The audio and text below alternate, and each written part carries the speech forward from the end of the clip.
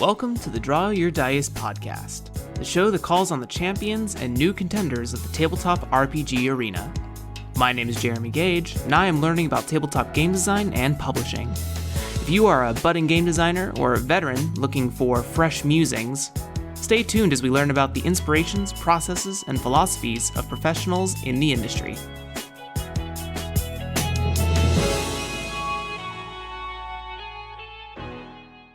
What's up, everybody? My name is Grace, and this is a very, very special episode. I have with me a man who he's a guy, and I've suddenly forgotten everything that he does. He is an indie game designer. He is an incredible orator.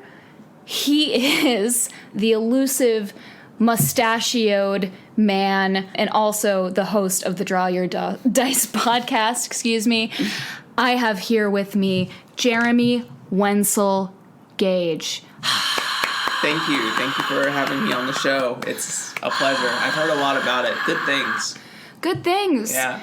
Did you hear that there were actually over 2,000 downloads of your show over the past 4 months? Has it been? It's been over 4 months. It's been about 5-6 months. About 5 months. First episode released in December. That's like it's almost like half a year. That's incredible. You've been doing this for a while. Time has flown, though. Flown by. And over 2,000 downloads. That's a huge accomplishment. How do you feel about that? It feels good. It feels unreal. I think every day that some sort of break point I make for myself, like, it'd be cool if I got to 2,500, and then 2,500, huh? Wow. Yeah. Didn't actually think it was gonna happen. So I'm glad people are listening. Yeah, and they're not just people you know, or it's not just me who's done all of those 2,500 views. It's just people who are interested in what you have to say and what your guests have to say. And I think that's a really beautiful thing. You're giving all this exposure to indie game designers. I don't know how much exposure I'm giving to people being a new podcast. Well, I'm not saying like exposure, like you give artists exposure and don't pay them. I'm just saying that, I just think it's nice to show the underdog for once when there are other games that are getting all of the support out there, because there's so much that you can do with games. Right? Yeah. There's so much. It's not just monsters and fighters and magic. Honestly, the possibilities are endless, and that's beautiful. Yeah. So we asked for some questions from past guests and friends because they wanted to know more about you, which I also think is a beautiful thing. And the world needs to know that you have so much to offer and that you're so full of love for others. People also love you. That's really special to me. I'm excited about that. Love is a big word. If anyone loves me out there who's been listening, thank you. I guess, yeah. Tyler Crumrine has said it now officially, so. Wow, things are escalating. Heating up. Yeah, that's hot. To preface for this episode, I don't know what any of these questions are. I'm not even looking at the computer screen. Not even. He's staring into my eyes right now. And I've looked nowhere else. Thanks, honey. Anyway, to keep this professional, can we keep this professional, please? Ooh. Back off. Damn. So hot. Okay. All right. So, to recap. Jeremy said he has not seen any of these questions. Only I have read them in advance. I'm pretty excited for some of these questions, and I think you're going to enjoy them. Anyway, we'll see what we can get through in an hour. Yeah, I don't know everybody's names because there are some... You can just use their handles. Handles on here, yeah. But I'm just going to start from the top. Let's go. So, Tyler. Tyler who? Tyler... No last name. Heard. Great. I think it's Crumrine. I think so too. I'm not gonna look, but he has a beard and a hat. And his icon. But anyway, Both questions have an exclamation point, so I'm going to read them like that. Give us wine recommendations. Is that it? No, that's the first question. What's the second question? Is it on the same line? Yeah, no. Okay. It's a separate question. Separate question. Different subjects. All right. Wine recommendations. That's really hard. This has to be quick. Okay, first of all, wine recommendations is hard to give on a general basis because everyone's palates are very subjective and different, and what I might recommend for one person will taste completely different to another. What I can say, generally speaking, is that often, not always, but often, white wines have higher acidity, so if you don't like acidic wines, you may want to go more in the red direction, because tannins help balance that out, but red wines can also have high acidity. You see, already right there is a flip-flop answer. Wine recommendations. Okay, I will go with, like, wines that I love. So I love Vino Verdes, which are from the Spanish region of the world. Yes. They usually have some sort of effervescence to them. They're generally a lighter style white wine, low acidity, lots of floral elements, can have some components of lime to them, so a very citrus quality to them. Like your favorite desserts. Yes, like my favorite desserts. I love citrus desserts. Vino Verde is a very happy wine. I would say. Summery. Very good in the summer. Yeah. Even the spring. Yeah, I'll do seasons. Okay, so my summer wine of choice would be Vino Verde. For fall, as things start to cool down... You have 20 more seconds.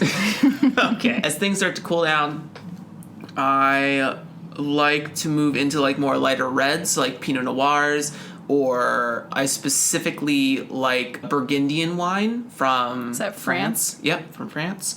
All right. Côte de Beaune is one of my favorite, like, red-style wines. And then as it gets cooler, I really like a hot mulled wine. So I usually like Syrahs or Barolos and add some spices and make that nice and warm and delicioso. And then in the springtime, as everything starts to flourish, I like to open up back into white wines. So I would probably recommend Vino Verde again, but if I had to give a different one, I'd probably do a... What's 5 seconds. Albarino. Albarino Spanish wines are also really good. Beautiful. That was a great answer. Really missed opportunity with the mulled wines this winter. What the hell were we doing? We didn't have a single... Anyway, next one. Tell us your favorite theater experience. Favorite theater experience? I think the one that sent me into my college degree that I never got. I had the opportunity to play Willard in Footloose. And my ego was so fucking big because I finally got a lead role. So my high school career of acting included Arsenic and Old Lace. I was like cop number 3 or some BS like that. That was my first non-musical. And then I did Footloose as Willard. And then after that I did High School Musical.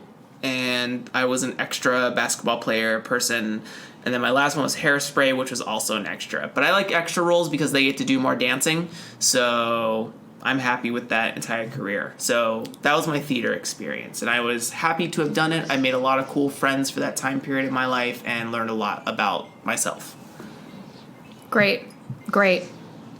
High school theater background. Amazing. Yeah. Amazing. I went to college for it. No college background. Period. Awesome. Let's move on to the next question, shall we? Sure. All right. We've got Jimmy Shelter. Jimmy Shelter's on the line. Hey, Jimmy. But not really. He wants to know if you have any mustache care tips. 0. I do. All natural, baby. Yeah, all natural, baby. Oils and all. No, I wash my face probably once every like 3 or 4 days. That way I don't dry myself out.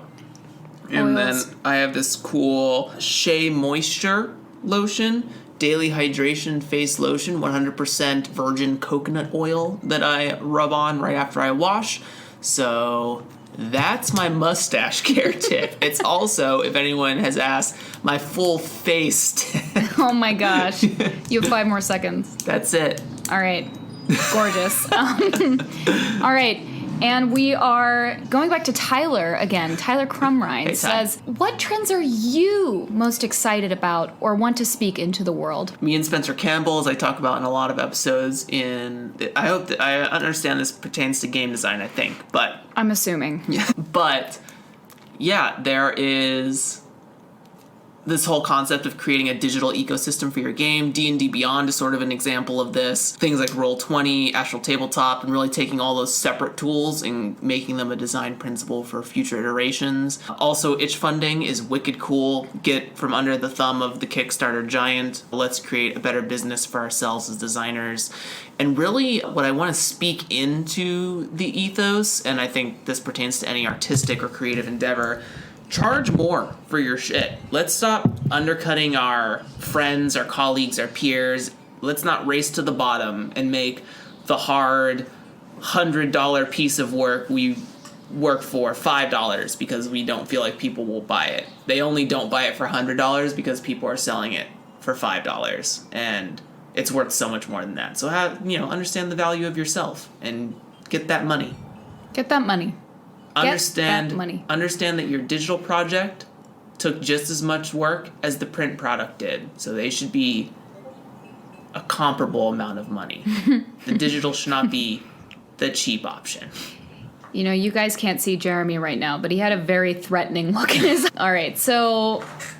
Tyler also wants to know, what's your favorite dice size and why? If we're talking, actual size, I'm partial to an 11 millimeter, but... Whoa. It's windy in here. If we're talking die types, I like the D10 because it's like a top, and that's cool. And 10 is a very easy to work with number. 12 is also a good easy to work with number. Lots of ways you can split that up. 2s, 3s, 4s, 6s. Pretty cool. Cool. Makes sense.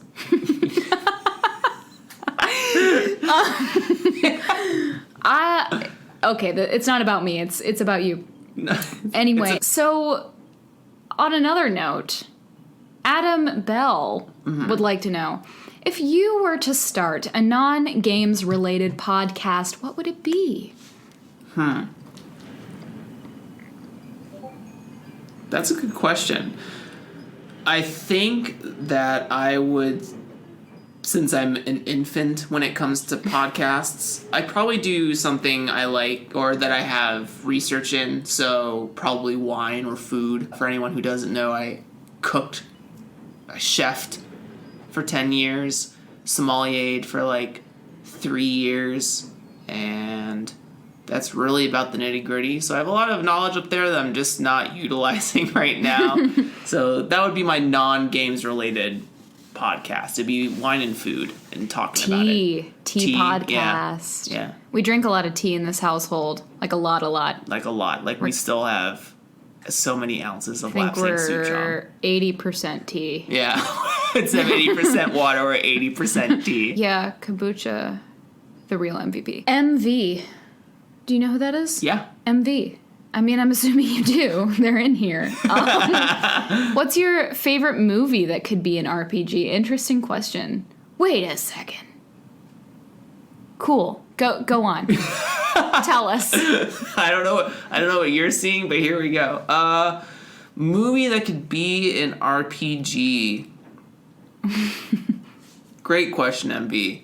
I don't talk film a lot. Actually, I haven't watched a lot of movies recently, so maybe I'd like to I'd like to audible into a television show because I feel like I won't give a good answer movie-wise. You do watch a lot of TV. I watch a lot of TV, movie. I watch a lot of anime. Anime. So much anime. Ooh, that's a good question. Favorite anime that could be an RPG? Yeah, well, there is one being worked on by gentleman named Kevin. I'm not going to butcher your last name, Kevin, but Nice Kill is everything I want from a Haikyuu anime RPG. It would be my life if I could see this game come to fruition. But if I have to give an answer that I would design, I think that I would probably do something akin to the Demon Slayer universe for anime. Kimetsu no Yaiba for those who speak the Japanese title. But all the breathing technique stuff has some power system things that could be very cool. I think an obvious answer would be My Hero, but I think Demon Slayer would be very, very cool as a RPG. Sweet. The reason I reacted before was that right after that question, Adam Bell asked favorite RPG that could be a movie. So, turning the table on that one. Shit. I'd have to say Band of Blades. I think I like big cast of characters, and I think that it would be very cool to grow attached to different squads. I think it would have sort of the same, like, demographical or cultural weight that, like, Game of Thrones had in its... everyone's like, what house are you? And blah, blah, blah, blah. Like, what squad are you? I think that could be very cool. I'd love to see a television series that was, like, Band of Blades inspired. I have an answer for MV. I think that Penny Dreadful would be dope as an RPG. Cool RPG, yeah. So cool. And I think what triggered that was Band of Blades. I feel like Band of Blades kind of gives me the same dark feels. All right. Well, let's move on to the next question, shall we? We've got Keegan. Keegan is asking, famous IP you want to steal and make a game based on? Oh, shit. Well, I'm kind of doing that with Magic the Gathering, but if I had to pick, like, a singular IP... Fuck, that's hard. I'd have to say League of Legends. I like all the stories and all the lore for the Runeterra universe. Shout out to all my Shuremans and Philiordians out there. Shurima will rise again. I think the IPs from League of Legends I would love to rip for sure. Sick. Can you educate the uneducated viewers and listeners out there, which is me? What is an IP? Intellectual property. Interesting. I didn't know that had an abbreviation. Makes sense. All right. We're moving on to the next question. We've got Tyler again. He's asking you, I know the answer to this one, your go-to karaoke song. Hey by Outkast. Gets the people going, doesn't require a lot of vocal talent. Requires a lot of dancing, yeah. Which Jeremy it's his forte. I can give a performance, that's for damn sure. I have witnessed this before in a karaoke bar. That bar was kind of lame. Yeah. On the lame side. Yeah, on the lame side. No one was real. Also, no one watched you at all. Just me. Aw. I'm sorry. Now you know. I'm fine. I don't give a shit. And nobody cared. Anyway. Gets the people going. Yep. What's your favorite, or what do you think a good song would be that could be an RPG? Like, if you were to turn a song into an RPG, what would it be? This is another brilliant question from Tyler. I think that I see a lot of, like, I don't know. I feel like I see a lot of, like, folk or alternative or rock music turned into games, but I would love to see, like, more hip-hop inspired stuff. My obvious answer is Anderson.Paak. Just, I love all of his music. All of his albums are bangers. Did you ask for a specific song or a specific artist? Song. Specific song. I probably would like to see, just because it has some cultural weight behind it, I'd love to see Lockdown turned into an RPG by Anderson.Paak, just because it talks about the BLM movement and touches on, like, some capitalist things and status stuff, and I think it could be turned into, like, a revolutionary style game. Mm-hmm. That's cool. Cool, so moving on to the next question, we've got Keegan again. And there's a theme now. Favorite food that could be an RPG. Also, shout out to MV for starting this trend. Yeah, Drumstick the RPG. What? a chicken leg? Yeah, I know what the drumstick is. Okay. God, yeah. Lord. Favorite food that could be in our ramen. Like ramen. A noodle cart or something like that. That'd be so fun. Or sushi. Yeah, sushi. We know there's already a sushi game, Sushi Go, but I imagine it's just overcooked the game. Oh my gosh. Yeah. Overcooked. So fun. Great. I don't know what this means, but Jimmy Shelter is asking, who's your favorite member of the extended Nard family? Not allowed to pick favorites. No, you can. I don't know who Nard is. That's the question. Help me. The Nard family. I can't say it on the air because it will ruin Greg Nard's secret identity. Oh, okay, heard. Okay, got it. I would like to see Greg's sister, Betsy Nard, come on to the call-in show, or even on to the DYD podcast. I welcome the whole Nard family to be here. Are there children? Yeah. Are there dogs? Their dog, Kettle Nard. It's a little dachshund named Kettle. Oh, yay. So cute. All right. I've got a cute question next. Okay. Real cute. Get ready. Dira asks, what do you love most about Grace? Grace is making a sad face. Grace and Adira are now friends. I'm about to cry. I think my favorite thing about Grace has to be just the child within her. And that means so many things complexly, but there's a natural wonderment where she wants to see good in the world. She sees beauty in a ton of things that other people ignore, and she cares so deeply for individuals, even if they'll never know it. Thank you. Of course. Love you. Love you. We still recording? Cool, yeah, cool, we're cool. still recording. Turn down the gain a little bit. Holy shit, yeah. How do you feel when you're with me? How do I feel? Yeah, how does it make you feel? Who's that from? Adira again. Cool. Adira's asking the cute questions. How do I feel when I'm with you? Like I always have access to my best friend. Aww. I don't mean that like I use her. Unless that's what she wants. Oh, God. Oh, God. Ooh. No, I mean that like I always feel support. I never feel unsupported. Not one time. Love you. Okay. Beep, beep, bop. Next question is from Tyler. I think this is our Tyler. Tyler that we know. Is it Ty Ulo? Uh-huh. Yeah. Okay.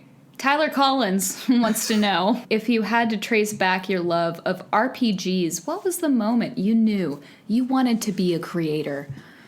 This is the question I ask everybody. So my first touch point is D&D 5e. That was the first game I played. Well, that's not technically true. My godfather had a copy of the D&D, I want to say 4e player's handbook, like just laying around because he used to dungeon master back in the day. And we really were trying to figure out how to play the game.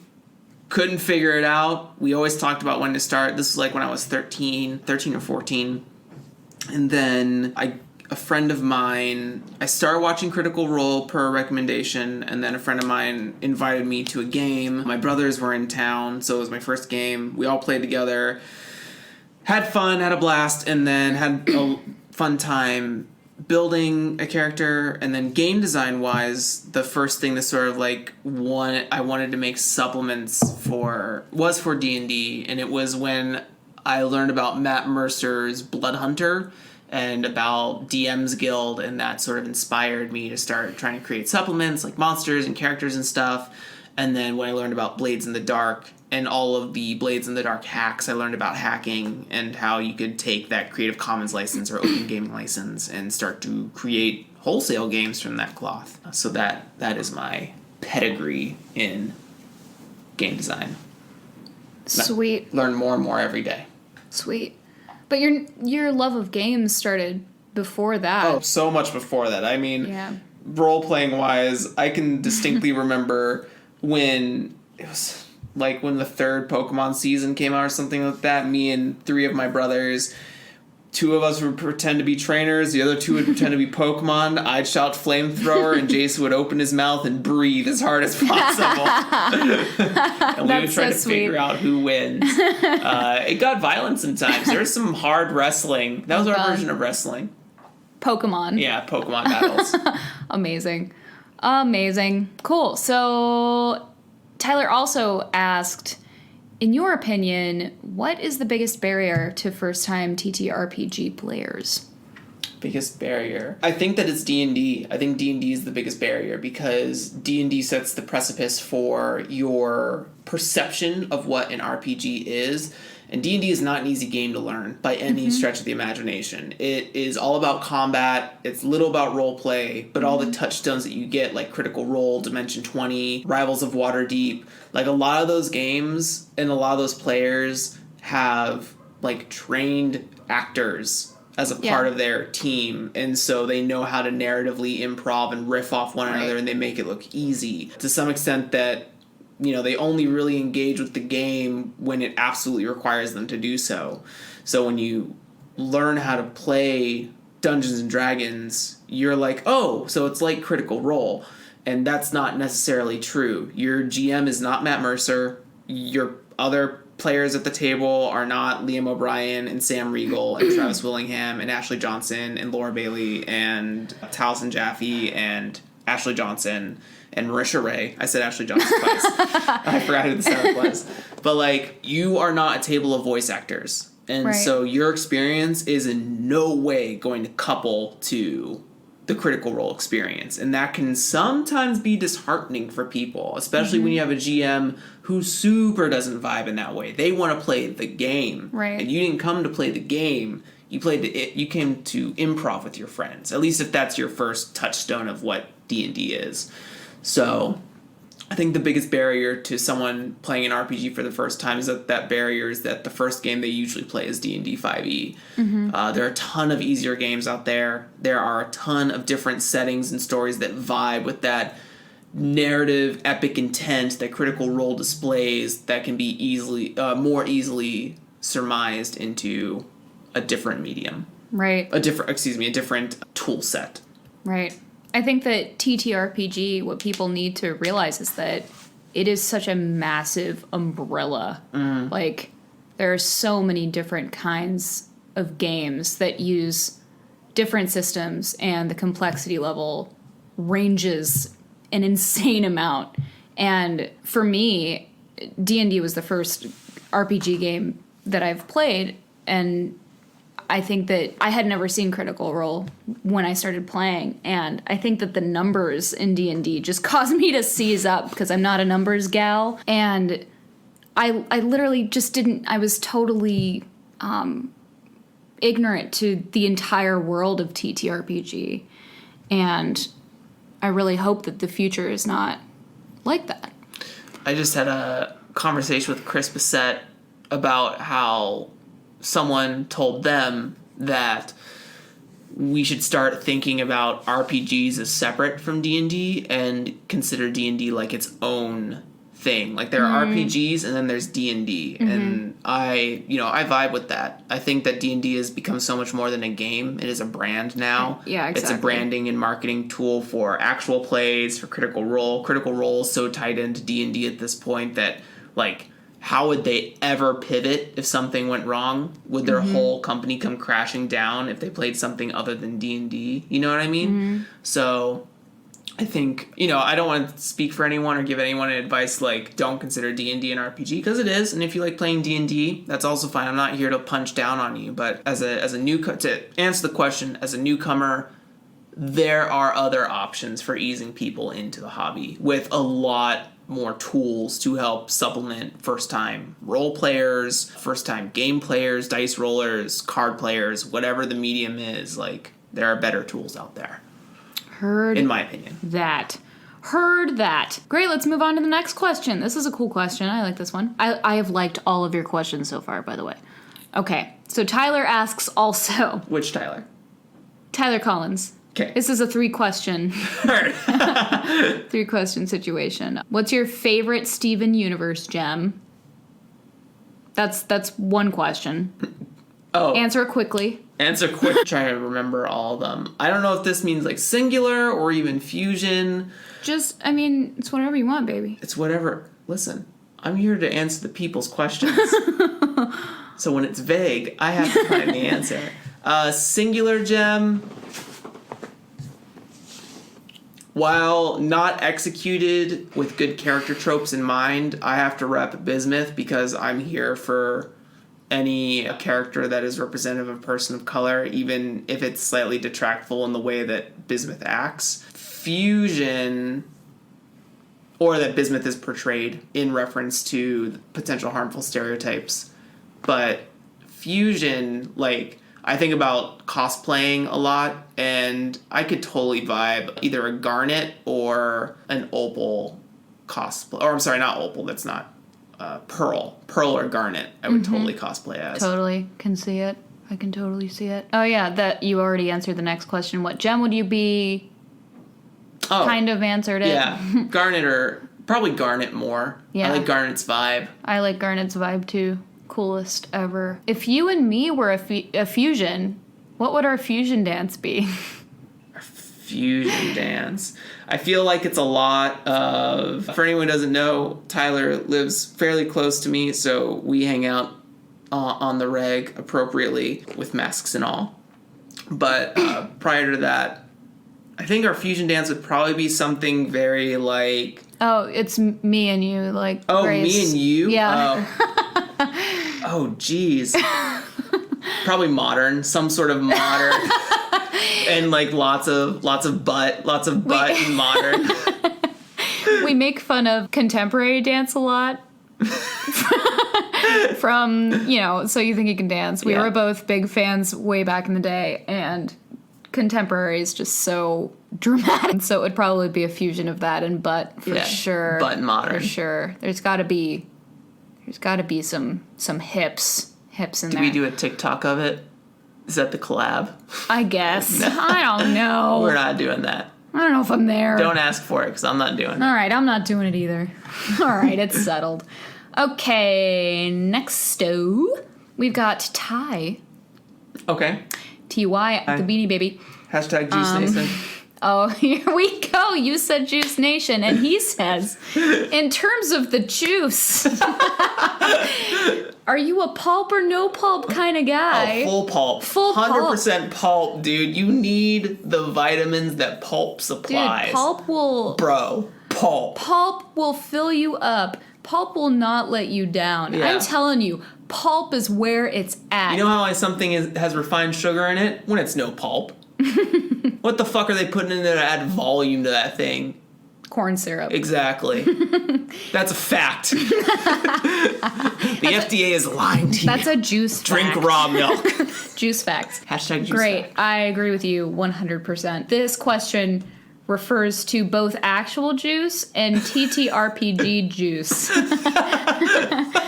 Give me the juice. Okay. Is that the question? Yeah, well, it was the whole question in terms of the juice. Are you a pulp or no pulp kind of guy? Oh, this question refers to both actual juice and TTRPG juice. Is that referring to, like, pulp, like... Pulp adventure? Pulp fiction? Yeah. Oh, let's see. I think there's a time and a place for it. If I prefer, I like a nice swashbuckler. I could totally put some pulp in the juice of my game. Put some pulp in the juice of that game. If I have to be honest, I leave the pulp in my regular juice, in my tangible, drinkable juice, so there has to be pulp in my game. Otherwise, I don't stand by juice. Juice Nation is also Pulp Nation. You can't have Juice Nation without pulp. You can't separate the two. It's impossible. You're raw juicing. All right. On that note, Magnolian, yes, is Hi, asking... Paulino. What's your name? How are you? I'm gonna need... Everyone always asks, what, Jeremy? Never why, Jeremy. Never how, Jeremy. What is your name? Who the hell are you? Anyway, what are you doing in my house? My name is Jeremy Wenzel Gage. I'm third of my name. My father is Jerry Wenzel Gage. My grandfather is James Wenzel Gage. So kind of third of your name. Third of your middle name. JWG. Third of your JWG. Oh, that's hard. I'm good. I got the first dose of the Pfizer vaccine today, per the recording of this episode. My arm is hitting the sore stages 5 hours in. We'll see what 3 a.m. looks like, as I've heard everyone gets a little sick around that time. That amount of hours. The magic hour, 3 a.m. Yeah. Great. Looking forward to that. Yeah. Rest in peace. No, honey. All right. We've got a little imagination game here next. Okay. From that doesn't sound like a question, so for everyone in the Discord. It is a question. I said questions. It's a question. It's definitely a question, but we're gonna close our eyes and we're gonna picture this from Adam Bell, okay? Okay. So are your eyes closed? My eyes are closed. Confirmed, his eyes are closed. So Adam Bell says, picture it. You're 60. Your game design career has gone incredibly well. By the middle of it, you had all the resources possible to make your ultimate heartbreaker and all the audience to pick it up. It's the world's most popular game now. What is it? Oh, God. I would probably say that it is a very cool, like, roguelike horror, like something very close, like a Hollow Knight heartbreaker. I love Hollow Knight. I think I would totally love to play in a universe of Hollow Knight, and it does a lot of cool things. I would love to expand on like the game mechanics of the game, of that game in a TTRPG space and make characters for it. I think that would be very cool. Sick. It's the world's most popular game. The world's most popular. Cool. I liked that. I liked that little bit of role play. Huh? So, Magnolian asks again, how did you/your family come to Turtle Island? What? I don't know. Okay. It's a question. How did my family and I come to Turtle Island? Do you know what Turtle Island is? No, I don't know what Turtle Island is. Okay.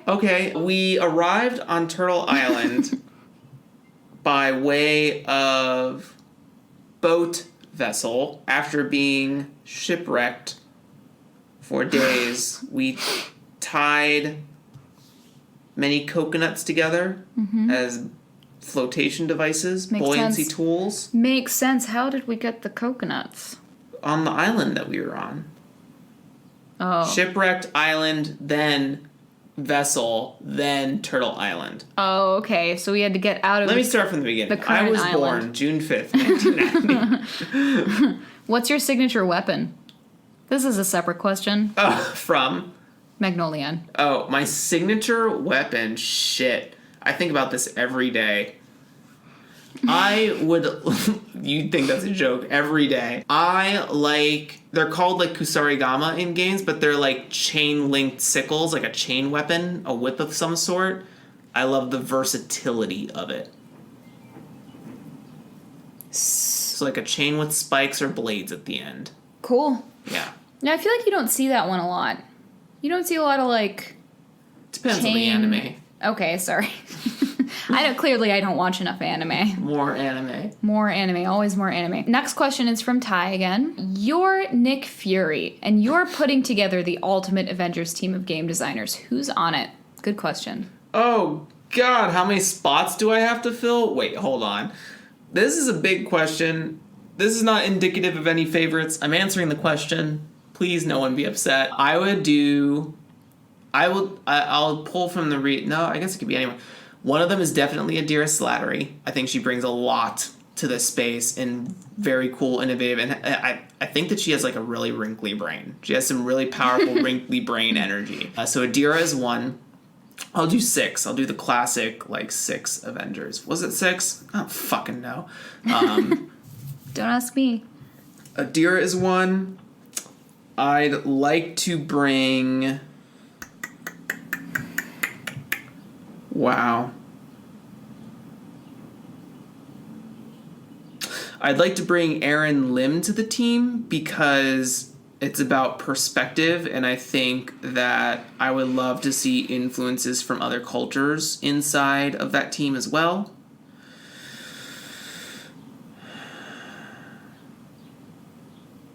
I'd like to add Adam Vass because they have a lot of both graphic design knowledge but also a lot of business knowledge.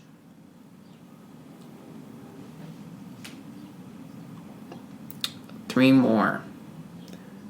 This is a big question. I'm like running it's that scene out of The Matrix where they're like, it can be anything in this white room. Guns? Let's see.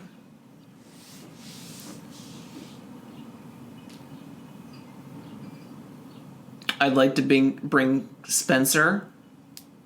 We resonate and agree on a lot of things. I think we share very similar design wants for the space. So just someone to kind of like high five with, basically. Adam Bell, because we have nice shit post energy that we can combine together that just become real ideas, so that's cool. Keegan. Keegan would absolutely make the team because I think that Keegan is unafraid to try anything once and decide if they like it or not. So yeah, that's my team. Amazing. Beautiful. Ty also asked, can you go grab me a snack and a drink, please? And that's so that we can take a break. Yes, I brought back mochi and tea. No, I mean, like, that's so we can take a break right now in the interview. I brought back mochi and tea. All right, so let's get back in here. Let's dive back in. And I have Adira on the line again. I don't know what I'm saying. My blood sugar is low. Adira asks, do you want a hug? Always. The biggest thing that I hate about lockdown and quarantine and COVID, I'm here for the safety. It's a very serious thing.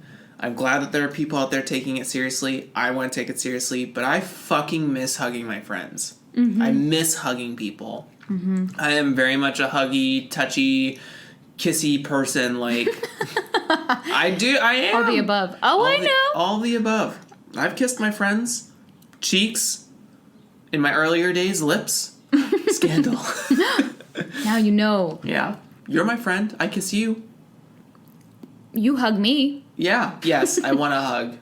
Grace gives great hugs, but I want to open my hug factory to everyone else. I don't know why I became a hug factory. That's all you are, is a hug factory. That was a stream of consciousness moment if I ever heard it.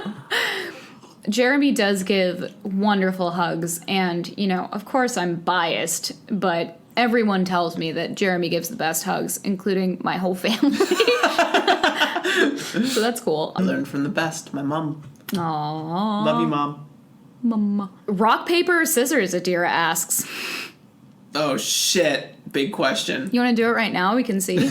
Well, is the answer which one do I like more? Yeah, I think it's which one you like more. I'm a paper guy. That's what I was going to say. You said I was going to be a paper guy? Or No, I'm a paper guy. I'm a paper boy. Paper boy. You want rock, paper, scissors right now? I guess. Ready? Yeah. 1, 2, 3, shoot. Uh-huh. Okay. All right. Rock, paper, scissors, shoot. See, paper guy, I lost. Paper guy lost. I did the scissors. Good job. Hot. What is... That took a sec. What's something you wish more people talked to you about? This is all Adira, by the way. I love it. Adira is really here to, like, psychoanalyze me, and I'm ready for everything she's bringing to the table. What was the question again? What's something you wish more people talked to you about? Talk to me about. I think I know this. Well, I know a few things about you. I think I wish people talked to me more about their future. And what I mean by that is, like, I know people don't always want their problem solved by another person. Sometimes they just want to vent. But I think that there are outside the box options that people can find for success. And I really want to help people find their dream, their joy, what they're good at, and present options to them that they may not have thought. Because I've learned about a lot of industries in a small amount of time. Like, ever since I left Pittsburgh, all I can constantly think about is how can I make my own way in this world and all the different options that are available to me and how can I make my own business, et cetera, et cetera, et cetera. And the other thing I wish people talked more about was death. I think that in America we have a very disassociated relationship with death.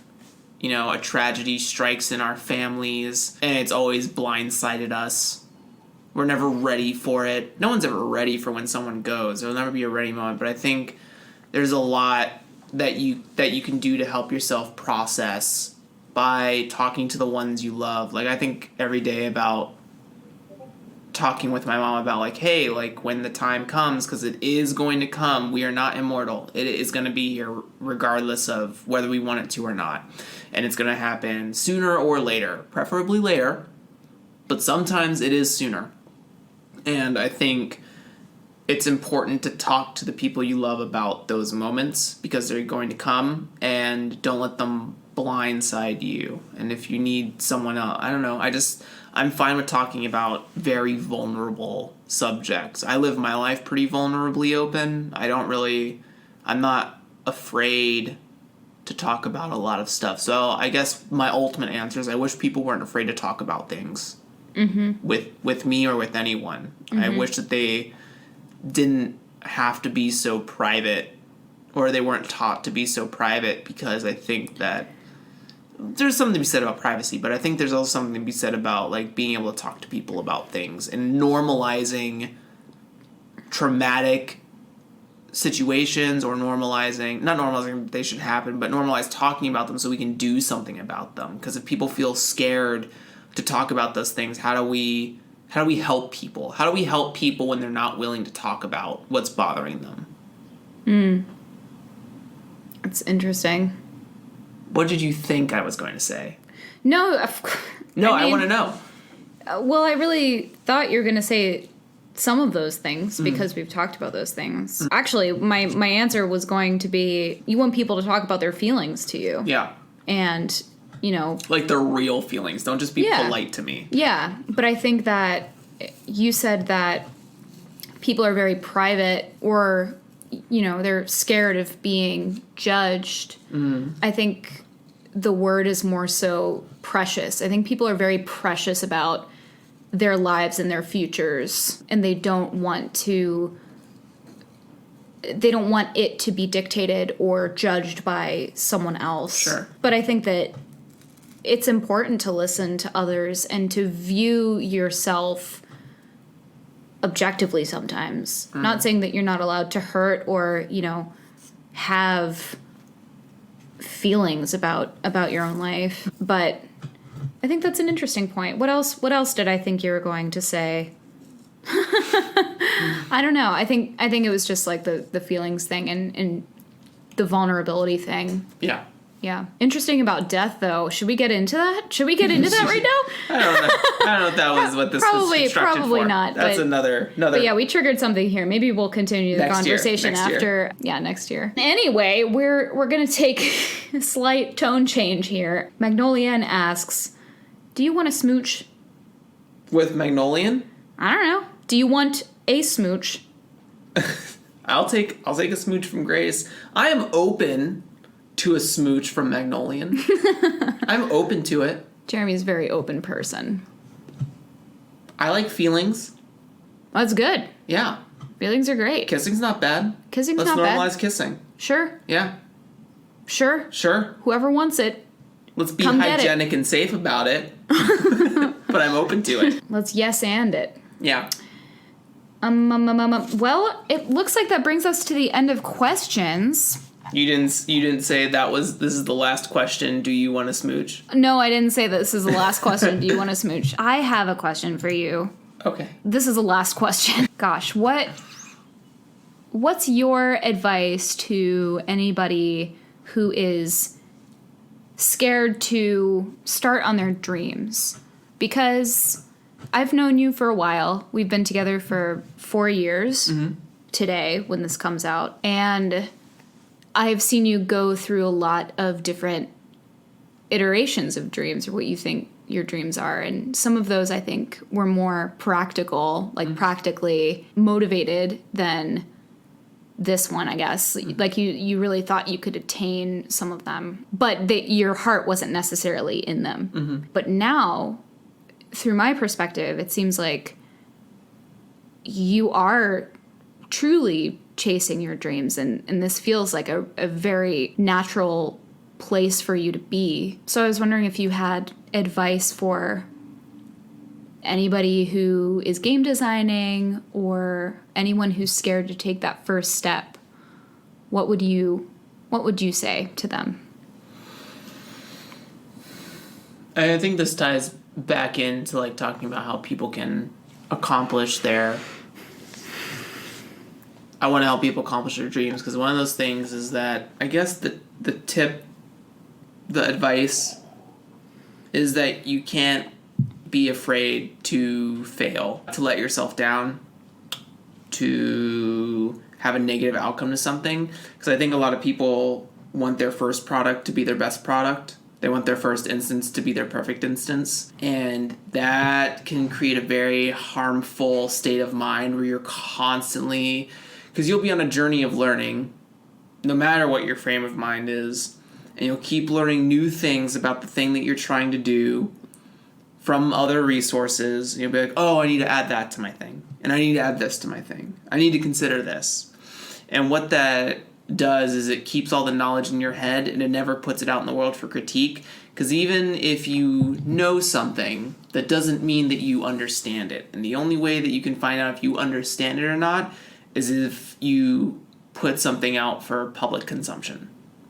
Because no one will be more critical than strangers, especially when you think about artistic endeavors. And there has to be a certain skin that you have to grow that shrugs that stuff off and it takes both a thick skin and an insightful mind, because sometimes the criticism you're going to get is certainly unwarranted. There are definitely opinions out there that do not matter, but behind them, to some extent, is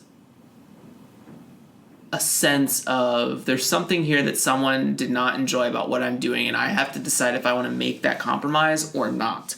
And not making compromise is just as much of a decision as making a compromise. And it helps you develop your own taste in your field, what you're willing to do and what you're willing not to do.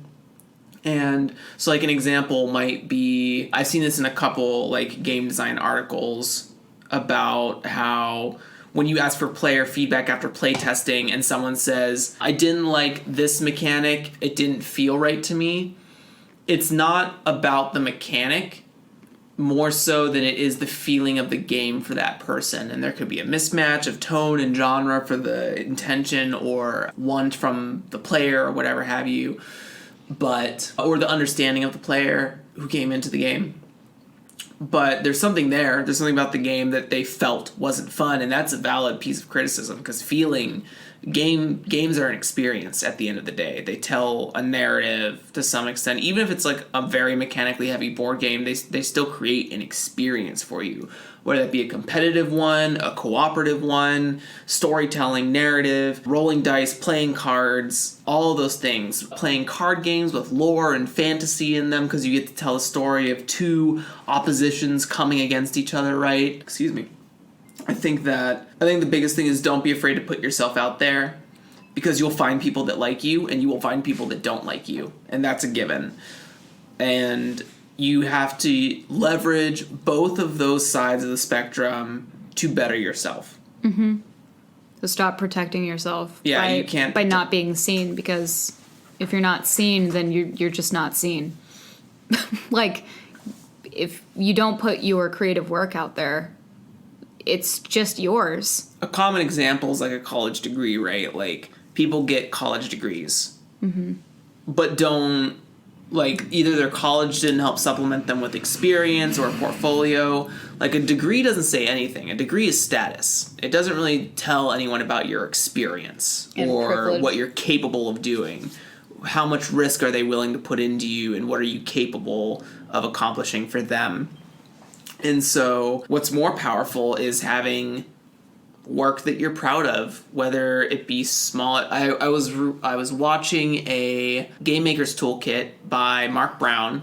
Great YouTube series for anyone who's a game designer. I think he has some really interesting insights on the video game side of stuff, but stuff that could apply universally to game design. And he recently did How to Become a Game Designer episode, and one of the things was like, one of the people he questioned made a level using like a level for a shooter in, I can't remember, Unity or something like that.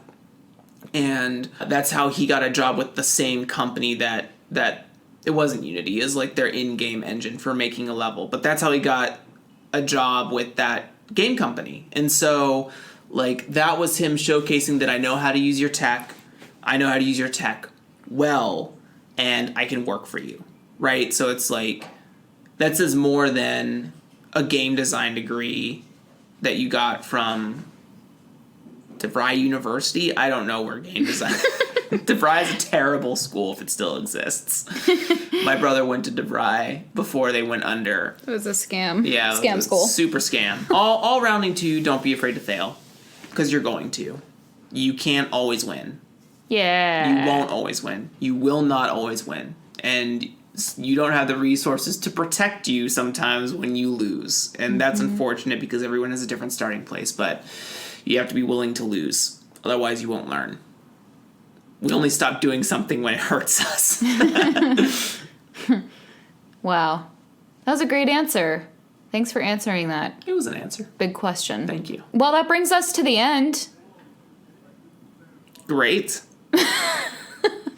The end of the episode. We're a little over an hour. And is there anything that you want to tell the people, Jeremy? Give hugs when you can. Tell people you love them before it's too late. Find out what you won't compromise for from others. Figure out who gets to have the seats in your heart. You can't have juice without pulp. You cannot have juice without... Listen, if any of you fuckers come into my Discord and tell me I can't have juice without pulp, you're not a part of Juice Nation. I'll kick you out. You'll get kicked. I am the sovereignty of Juice Nation. No, we don't have a sovereignty. We're a technocracy. Oh. Led by scientists. What is technocracy? Led by scientists. Heard. Everything's scientists. Everything's tech. Okay. Solar punk. Solar punk. Solar punk. Sustainability. Sustainability. Stains. Sustainability. Woo! Woo! Woo! All right. Well, I'm famished, but I have loved reading all of your questions, and I just want to acknowledge everybody who said hello to me. It made me feel loved and welcome, and I really appreciate that. And it has been an honor interviewing this handsome man. Who said hello to you? Everyone? Not everyone, but most, I think. Well, maybe not most. Keegan, MV, Goblin King. That's Viditya. Viditya didn't ask a question, but he said hello, so I appreciate that. La la la. La la la. That's all. But still, I feel acknowledged, and I appreciate it. I don't know how to wrap this up. How do you wrap this up, honey? Do you sing a song? Do you want? Is this a new thing? Let's sing a song. How would you wrap it? It's not about me. How would you wrap it up? How would I wrap it up? I don't know. I actually, I'm like pulling my collar. I have never been good at segues. I have very awkward goodbyes often, especially to strangers. I always say one too many thing, so I can only assume it's gonna be like that for this. But you know what? I'm just gonna be confident about it. You all are great. We love you. And and I'm still sweating and my face is hot. So on that note, I bid you adieu to you and you and you. Farewell. Good night, everybody. And scene.